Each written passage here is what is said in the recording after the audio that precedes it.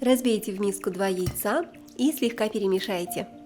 Всем привет! Меня зовут Олеся, вы на канале Готовим дома. И сегодня мы с вами приготовим очень вкусные картофельные зразы. Это один из самых любимых рецептов в нашей семье, и я с радостью и с удовольствием поделюсь им с вами. Отставляем пока яйца в сторонку и нарезаем картофель небольшими кубиками.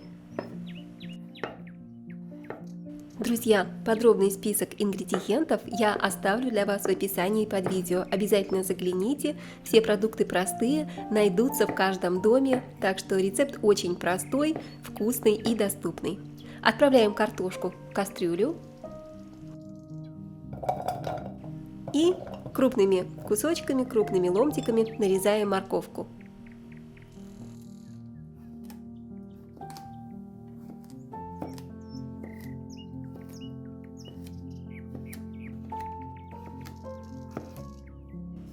Отправляем нарезанную морковь в кастрюлю к картошке.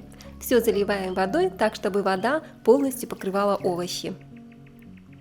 И ставим вариться минут на 20, чтобы овощи стали мягкими при прокалывании их вилкой. Добавляем немного соли в начале варки. Пока готовятся овощи, мы с вами мелко нарежем небольшой пучок любой зелени. Я нарезаю петрушку, вы можете заменить петрушку укропом или свежим весенним зеленым луком.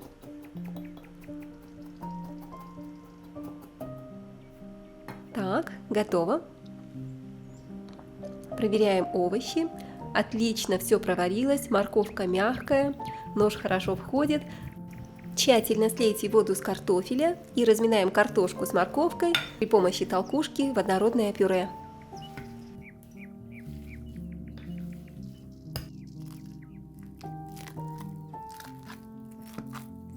Добавляем кусочек сливочного масла и еще раз все хорошо разминаем, перемешиваем.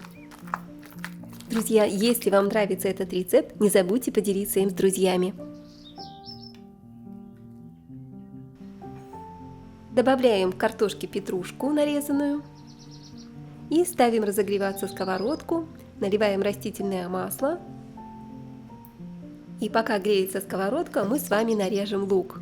Друзья, поделитесь, пожалуйста, в комментариях, какие рецепты вы бы хотели видеть на моем канале, и я постараюсь приготовить что-то, о чем вы просите, и порадовать вас новыми вкусными блюдами. Нарезали лук, можно дополнительно измельчить его ножом, если хотите нарезать его помельче. Отправляем на сковородку и обжариваем буквально 2-3 минутки на среднем огне. Периодически помешиваем, чтобы лук не подгорел. Обжариваем до мягкости.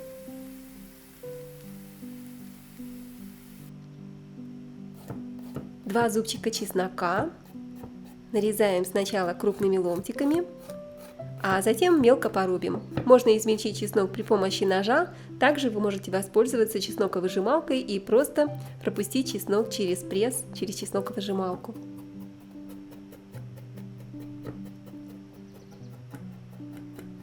Обожаю блюда с чесноком, друзья. Он придает такой восхитительный аромат любому блюду, поэтому обязательно всегда добавляю чеснок во все свои рецепты, наверное, кроме выпечки. Отправляю нарезанный чеснок в сковородку к луку, все хорошо перемешаю, буквально 1 минутку на маленьком огне, пусть потомится лук с чесноком.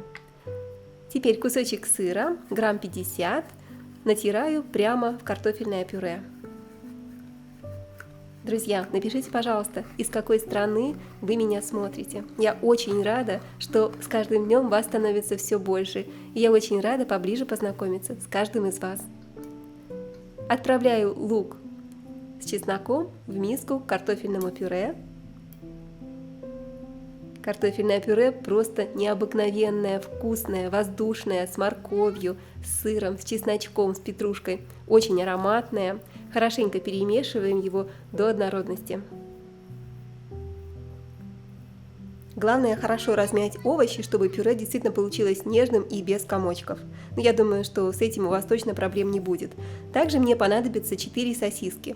Сосиски любые, какие вы предпочитаете. У меня обычные классические куриные сосиски. Разрезаем каждую сосиску на 2 части и начнем формировать зразы. Набираю немного картофельной массы. Можно смазать руки растительным маслом или совсем слегка смочить водой, чтобы картофельное пюре не прилипало к рукам. И выкладываю в серединку сосиску. Теперь со всех сторон хорошенько закрываем все края, чтобы сосиска оказалась внутри и нигде не было никаких дырочек. Все делается очень легко, и у вас без проблем получится сформировать вот такие вот котлетки, вот такие зразы. Можно сказать, сосиска в картофельном тесте у нас получается. В тарелку насыпаю панировочные сухари. А в другую тарелку наливаю яйца. 2 яйца у нас здесь.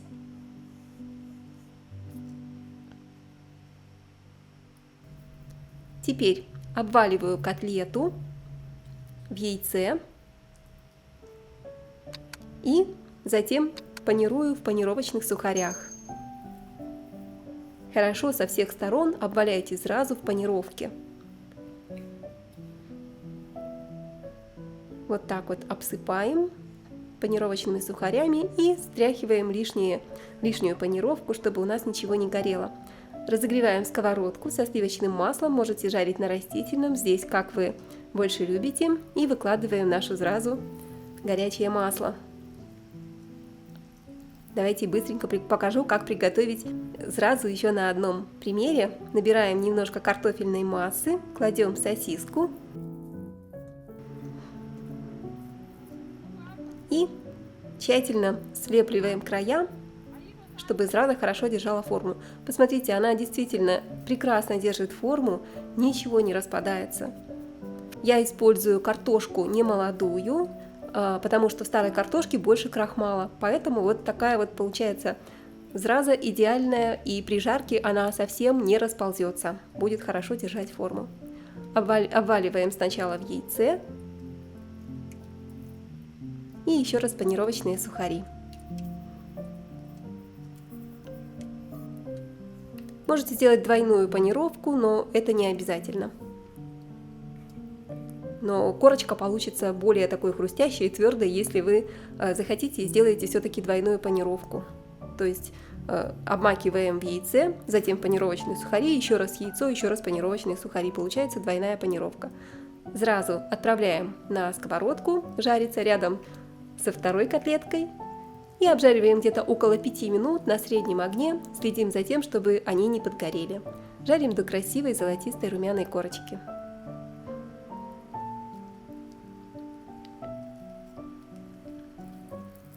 Аккуратненько переворачиваем.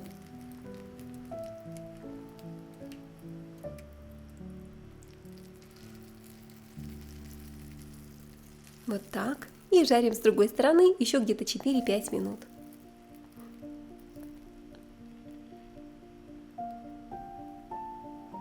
Три столовых ложки сметаны или йогурта отправляю в миску. Натираю зубчик чеснока. Мы с вами готовим очень быстрый и вкусный соус к зразам. Он очень пикантный и легко готовится. Сюда же немного паприки, столовую ложку майонеза. По желанию можете добавить в этот соус 1 маринованный огурчик, тоже мелко нарезанный или натертый на терке. Не забываем про наши котлетки. Также мелко нарезаем пучок любой зелени. Я хочу добавить укроп. Вместо укропа можете взять зеленый лук. Получится очень свежо.